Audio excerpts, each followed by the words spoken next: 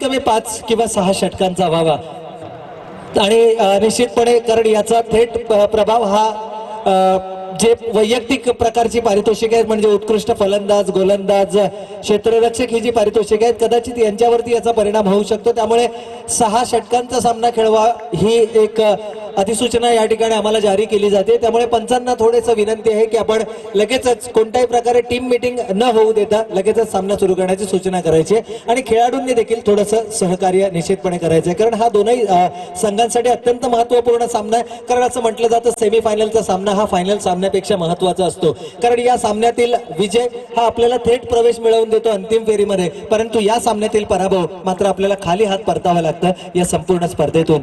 तर या ठिकाणी आपण पाहतो या अगोदर दोस्ती 11 संघाने या स्पर्धेची अंतिम फेरी गाठली आहे। तर दुसरा संघ कोणता असणार आहे जो दोस्ती 11 संघासमोर आपली ताकद आजमावणार आहे या स्पर्धेच्या अंतिम सामन्याच्या माध्यमातून।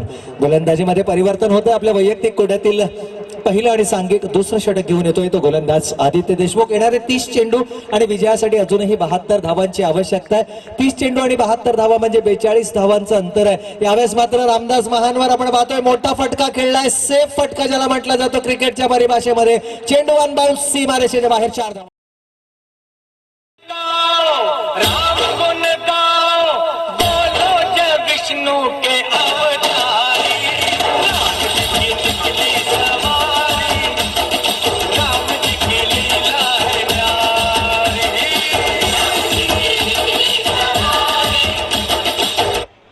तर निश्चितपणे या ठिकाणी आपण पाहतोय की फलंदाज रामदास महानवर यांना सगळ्यात सुरक्षित जागा ज्याला म्हटलं जाते गोलंदाजाच्या डोक्यावरून हा चेंडू तटवलाय। बॅक टू द बॉलर हा चेंडू खेळून काढलाय। रामानं ओळखलंय की वाईडिश लॉंग ऑफला क्षेत्ररक्षक उभा आहे, लॉंग ऑन मध्ये कोणताही क्षेत्ररक्षक नाहीये कारण आपण पाहतोय एक क्षेत्ररक्षक 30 सर आणि त्याचा फायदा मात्र फलंदाज रामदास महानवरनं उचललाय। पुन्हा एकदा गोलंदाज आदित्य त्याच पद्धतीचा चेंडू, यावेळेस मात्र चेंडू भिरकावलाय मिड विकेट सीमारेषेच्या बाहेर। चेंडू 2 bounce over the roof KPL चौक।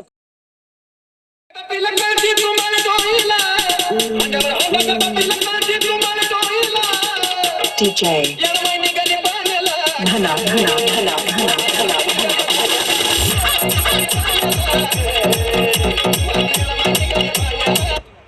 तर निश्चितपणे या ठिकाणी आपण पाहतोय 2 चेंडूंवरती बॅक टू बॅक 2 चौकार आणि या दरम्यान आपण पाहतोय की माजी सभापती सन्माननीय श्री गोपाळ शेठ भगत साहेब यांचं या ठिकाणी आगमन होत आहे। मी साहेबांना विनंती करतो की आपण आपल्या व्यासपीठावरती येऊन निश्चितपणे स्थानापन्न व्हायचंय कारण आपली जागा ही आमच्या व्यासपीठावरती आहे। माजी सभापती सन्माननीय श्री गोपाळ शेठ भगत साहेब यांचं या ठिकाणी आगमन होत आहे आणि मी आयोजक समितीच्या वतीनं मान्यवरांना या ठिकाणी विनंती करतो की आपण आमच्या व्यासपीठावरती येऊन स्थानापन्न व्हायचं। आजच्या पारितोषिक वितरण समारंभाचे प्रमुख अतिथी सन्माननीय श्री गोपाळ शेठ भगत साहेबांचं या ठिकाणी आगमन होत आहे। मी सर्वांना विनंती करतो की आपण जोरदार टाळ्यांच्या गजरामध्ये साहेबांचं स्वागत करायचं कारण यांचं पाठबळ आमच्या पाठीशी नेहमीच असतं। माजी सभापती सन्माननीय श्री गोपाळ शेठ भगत साहेब यांचं या ठिकाणी आगमन होतं। आयोजक समितीच्या वतीनं मी साहेबांचं या ठिकाणी सहर्ष स्वागत करतो आणि पुन्हा एकदा आपल्या सर्व मान्यवर अतिथींचं जे मान्यवर अतिथी या ठिकाणी अंतिम पारितोषिक वितरण समारंभासाठी आलेले आहेत या सर्व मान्यवर अतिथींचं मी आयोजक समितीच्या वतीनं सहर्ष स्वागत करतो आणि पुन्हा एकदा आपल्या सगळ्यांना घेऊन चलतो मैदानावरती। चालू सामना हा सेकंड सेमीफायनलचा सामना, दुसरा उपांत्य फेरीचा सामना। यावेळेस मात्र हलकासा ओव्हरपिच चेंडू आहे, गुडलँड स्पॉटवरून चेंडूला उसळी दिली आहे, अक्रॉस द लाईन चेंडू मारण्याचा प्रयत्न होता। जो अंदाज बांधला होता फलंदाज भीम यादवनं यापेक्षा जास्त उसळी घेणारा हा चेंडू आहे। शूट झालाय चेंडू, अतिरिक्त वेग भरलाय या चेंडूमध्ये गोलंदाज आदित्यनं आणि हेच कारण आपण पाहतोय की चेंडू आणि बॅटचा संपर्क होत नाहीये मात्र बाईकच्या माध्यमातून एक धाव जरूर या ठिकाणी मिळते आणि या एका धावेच्या बरोबरीनं ऑफ द बॅट पत्ता इशारा करतात। माफ करा, बॅटीची कड घेऊन जाणारा हा चेंडू म्हणजे झेल घेण्याची संधी जरूर होती। आपण पाहतो शहीद भगतसिंग 11 संघ जो जागो आणि गुरुदेव यांच्या नावाने हा संघ ओळखला जातो जे को ओनर आहेत या संघाचे। तर निश्चितपणे यावेळेस मात्र लोअर फुलटो चेंडू पुन्हा एकदा मिड विकेटच्या दिशेने चेंडू वळवला। 2 क्षेत्ररक्षक चेंडूच्या मागे मात्र चेंडू सी आणि ही हॅट्रिक पूर्ण केली जाते चौकारांची फलंदाज रामदास महानवर याच्याकडे।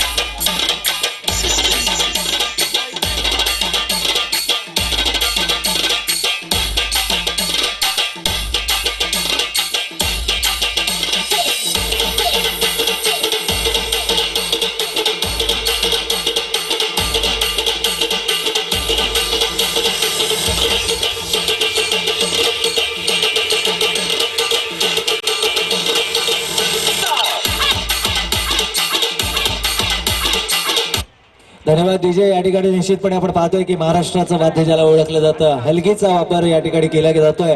जबरदस्त वादन केलं जातंय SK साऊंड सर्व्हिसेसच्या माध्यमातून. कारण आपण पाहतोय की रामदास महानवर मात्र हळूहळू आपल्या रंगामध्ये येतोय आणि जितका जास्त वेळ रामदास महानवर मैदानावरती असेल या सामन्याला कलाटणी देण्याची क्षमता या फलंदाजामध्ये. आपण पाहिलं असेल की विविध क्रीडा स्पर्धांमध्ये खेळणारा हा खेळाडू आहे, विविध नामवंत संघातून खेळणारा हा खेळाडू आहे. एक व्यावसायिक खेळाडू म्हणून ज्या खेळाडूची ओळख आहे तो खेळाडू यावेळेस आपल्याला मैदानावरती पाहायला मिळतोय. N3S रामा स्पोर्ट्स संघाचा संघ मालक आणि निश्चितपणे एक जबरदस्त आक्रमक फलंदाज रामदास महानवर ज्याने चौकारांची हॅट्रिक पूर्ण केली. आदित्यवरती हल्ला बोल केलाय यावेळेस मात्र जबरदस्त गणाघाती प्रहार. चेंडू वन बाउन्स स्क्वेअर लेग सीमारेषेच्या बाहेर. KPL चौकार.